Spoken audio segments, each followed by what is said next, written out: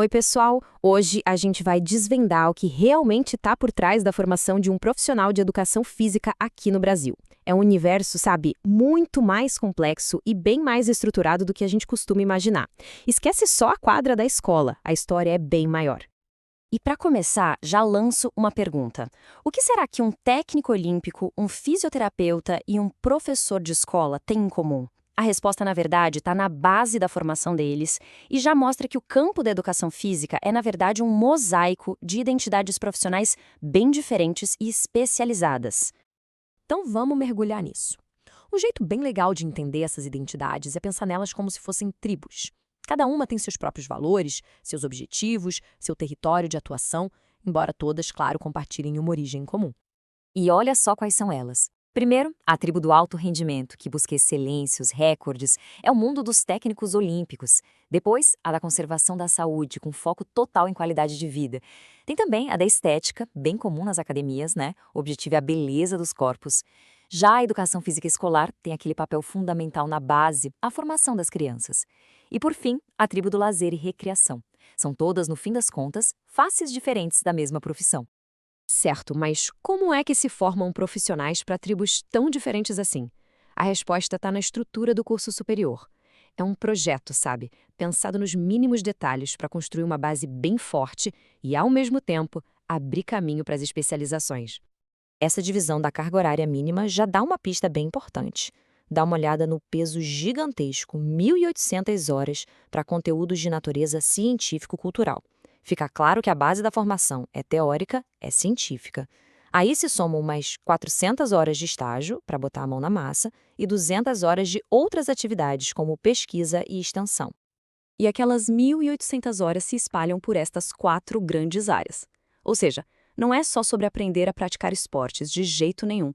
O profissional precisa dominar desde técnica de pesquisa, princípio pedagógico, até os métodos aplicados ao movimento do corpo humano e, claro, entender o esporte como um fenômeno cultural.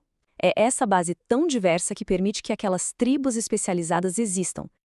E essa estrutura toda não surge do nada, tá? Ela é resultado de políticas educacionais nacionais que definem a filosofia por trás de todos os cursos superiores no Brasil.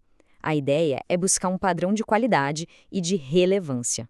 E aqui tem um ponto que é chave. Essa citação de um parecer do Conselho Nacional de Educação mostra como a gente sofre influência de padrões internacionais, como o sistema europeu, na hora de definir os cursos aqui. A ideia é meio que harmonizar nosso sistema de ensino, sabe? Para garantir que a formação no Brasil seja compatível e competitiva no mundo todo. Resumindo, a educação superior no Brasil seguia por alguns princípios bem claros: ser eficiente, com cursos de duração adequada, ter uma base geral forte para o profissional conseguir se adaptar, estimular a autonomia e também reconhecer a experiência prática que a pessoa já traz. Mas por que essa preocupação toda com estrutura, com princípios? Para entender isso, a gente precisa ir mais fundo, chegar na camada dos princípios filosóficos e científicos que sustentam não só a educação física, mas qualquer área do saber. Afinal, como é que uma área de conhecimento se define e evolui? A palavra-chave aqui é epistemologia.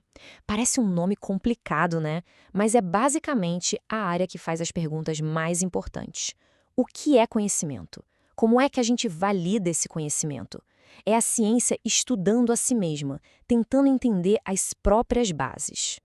E é a partir da epistemologia que surgem os paradigmas. Pensa neles como se fossem os modelos mentais ou as grandes teorias que dominam uma área da ciência numa certa época. São eles que definem o que é um problema válido e quais são os métodos certos para resolver esse problema.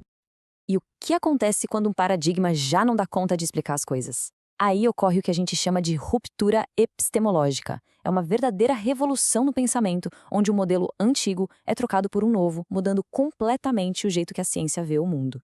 Para deixar isso mais claro, vamos ver um exemplo. Antigamente, a doença era vista como ação de algo de fora, um micróbio. O tratamento era igual para todo mundo. Hoje, um paradigma mais moderno enxerga a doença como um desequilíbrio interno. O problema é abstrato e o tratamento é super individualizado. Isso, na prática, é uma ruptura epistemológica.